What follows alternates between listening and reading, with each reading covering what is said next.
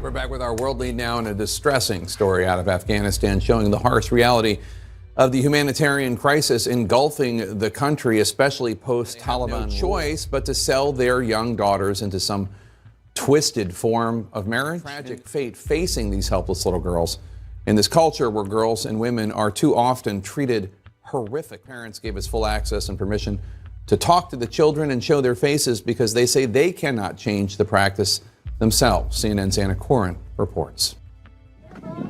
In this arid, desolate landscape, not a scrap of vegetation in sight, lies a makeshift camp for some of Afghanistan's internally displaced.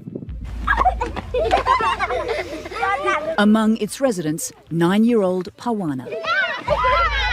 Her bright pink dress squeals of laughter and childhood games, a ruse to the horrors unfolding in this unhospitable environment.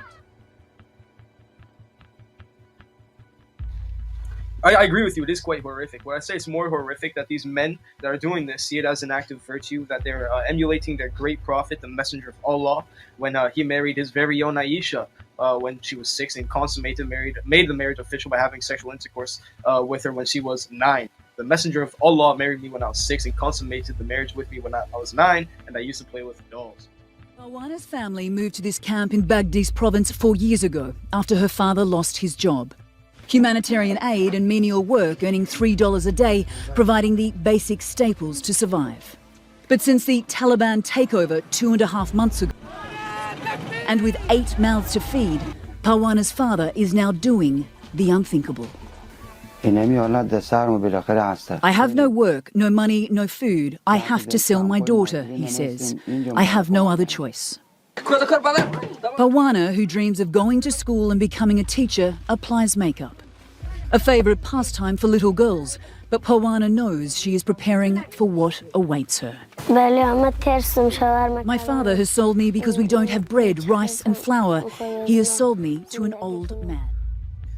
Aisha, daughter of Abu Bakr, was a beautiful little girl. Muhammad married her when he was 53 years old, and she was only 6 years old. He had intercourse with her when she was 9 years old. This is quoted in Wives of the Prophet, pages 57 to 61. The white-bearded man who claims he's 55 years old comes to collect her.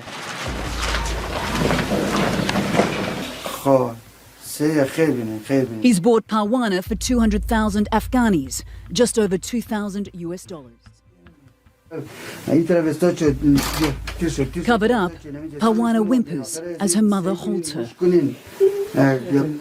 This is your bride, please take care of her, says Parwana's father. Of course I will take care of her, replies the man. As he carries her only bag of belongings, she again resists, digging her heels into the dirt.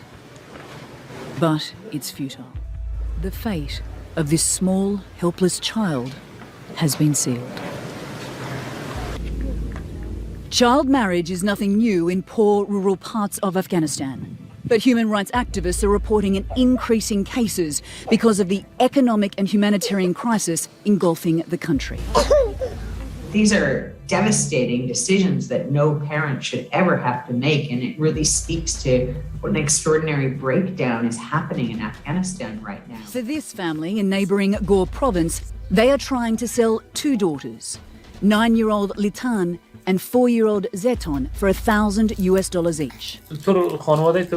Do you know why they're selling you? The journalist asked Zeton. Because we are a poor family and don't have any food to eat, she says. Are you scared? He asks. Yes, I am. Another family in Ghor province borrowed money from their 70-year-old neighbour. Now he's demanding it back, but they have nothing to give except their 10-year-old daughter, Magul. My daughter doesn't want to go and is crying all the time. I am so ashamed, he says. Terrified, she threatens to take her life. If they push me to marry the old man, I will kill myself. I don't want to leave my parents. Days later, she discovers the sale has been finalised. Another Afghan child sold into a life of misery. 5 years old, 7 years, 9 years, 6 years old. These are girls already sold into marriage, many too young to even know their own age. They're often prompted by their guardians. 6 years. The husbands they'll go to are a decade or more older. The last to talk is 5 years old. The youngest, in her father's arms, is a 7-month-old baby given in lieu of medical bills.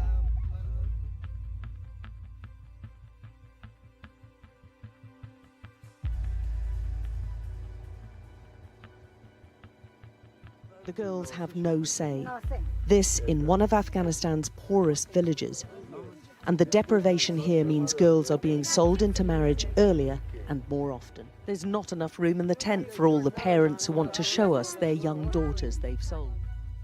Hajira had fetched an above-average price, more than $6,000. Then she got injured, and the deal was called off.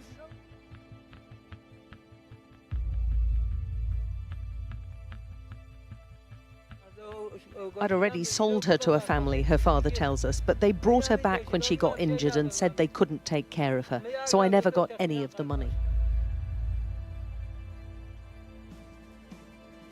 Now he's on the hunt for another buyer.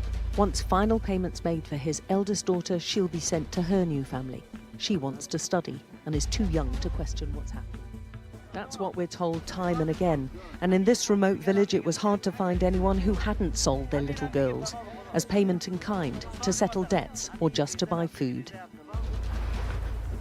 Some of the villagers are now living in tents after an earthquake a few days earlier, which has reduced to rubble what little they had. You can see all the houses fallen down, all the exterior walls have fallen down. And the 2 children sleeping there died. These people were struggling before, but nearly 6 months after the Taliban took control, the country's economy is collapsing. And those like Gulsha, who thought life couldn't get any harder, are telling us it can and just has. She sold her 2-year-old girl, Satera, who she was still breastfeeding. Her family was so desperate. The baby was returned because she wouldn't stop crying, but the family who bought her say they'll be back when she's a bit older. Now Gulsha's trying to find buyers for her 2 other girls. And she's not alone. The extreme poverty across Afghanistan has led to an upsurge in early or forced marriages for money. They've all pretty much sold daughters.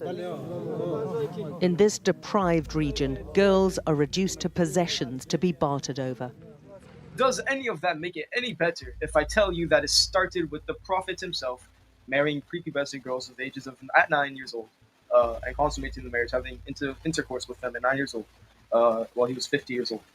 It was said by Aisha, I used to play with dolls in the presence of the Prophet. And my girlfriends used to play with me. When Allah's apostle used to enter my dwelling place, they used to hide themselves, but the Prophet would call them to join and play with me. The playing with dolls and similar images is forbidden, but it was allowed for Aisha at the time, as she was a little girl not yet reached the age of puberty. Now, this was a scholarly opinion because scholars held that the only reason why you'd be able to play with such images was if you were prepubescent or of immature age. Al-Khattabi, which is a scholar, he said, from this hadith, it is understood that playing with dolls is not like the amusement from other images, concerning which the threat of punishment mentioned the only reason why permission in this was given to Aisha was that she had not, at the time, reached the age of puberty. Saying of Muhammad that is in the hadith that says, the angels do not enter a house in which there is a dog nor an image and a likeness. Abu Talha said, the Prophet means by likeness of the living soul. So basically, you can't have an image in your house whatsoever. It said at the end of times that the people that make images will be punished the worst. It says that she used to play with dolls, and the only reason why she was playing with dolls was that she had not yet hit the age of puberty. Even Muhammad would play with it. I used to play with dolls when I was with the Messenger of Allah, and he used to bring my friends to play with me. So Muhammad, he would go against his own prohibitions and play with images with Aisha. The Messenger of Allah, Muhammad, married me when I was 6 and consummated the marriage with me when I was 9, and I used to play with dolls. We just read a bunch of hadiths of her playing with dolls. The only reason why she could play with the dolls was because she was prepubescent. Allah arrived after the expedition of Tabuk. By the way, at Tabuk, she would have been just at 15 or at the end of age 14. It says the drought raised an end of a certain curtain, which was hung in front of her storeroom, revealing some dolls which belonged to her. He asked what is this? She replied, my dolls. Among them, he saw a horse with wings made of rags. He asked, what is this I see among them? She replied, a horse. He asked, what is this that is on it? She replied, 2 wings. He asked, what, a horse with 2 wings? She replied, have you not heard that Solomon had horses with wings? She said, thereupon the messenger of Allah laughed so heartily that I could see his molar teeth. So he was not giving her the same message that, hey, you're 14 years old. You don't need to be you playing with dolls. These are forbidden in Islam. What are you doing? He didn't correct her. He laughed and allowed her to. The reason why was because in another hadith, on that Allah's apostle called Barira and said, "Oh Barira, did you ever see anything which aroused your suspicion about her?" Barira said, "No, by Allah, who has sent to you with the truth, I have never seen in her anything faulty except that she's a girl of immature age who sometimes sleeps and leaves the dough for the goats to eat. I was a young girl and did not have much knowledge on the Quran."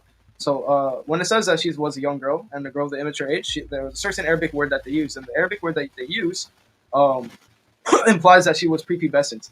The phrase literally means prepubertal girl of new, recent, young age. The only one that would fit Aisha, there's another meaning that it basically means a singer, slave girl, woman, concubine, or maid. For the last 4 definitions, basically. But the only one that would fit her in this context is that she's a prepubertal girl. The companions of Allah were calling her prepubescent at age 14. The earliest Muslims can say that she hit puberty is age 15, according to the scholarly opinion of Islam. That what basically the scholars offer, and basically you won't get the age of Aisha and when she hit puberty inside the Quran. So Quran only Muslims that want to be like, we only use the Quran, then you don't have any history to your religion because you've thrown out all of your history in the hadiths and the Muhammad, he told his companions to marry young girls. He said, why don't you marry a young girl so you can fondle them? When the companion said that he wanted to marry a woman of middle age, the word that he used specifically means a woman of middle age. And he said, like, what, so you don't want to fondle women, basically, like little girls, basically? That's like Muhammad's answer. So this would be, this is it. Like, this is why we have this stuff going on in today's world. Is from Muhammad. It started from Muhammad. So my question to you Muslims, is Islam worse than homosexuality, causing men to sell their daughters to 50-year-old pedophiles as a religious act of virtue that they got from Muhammad?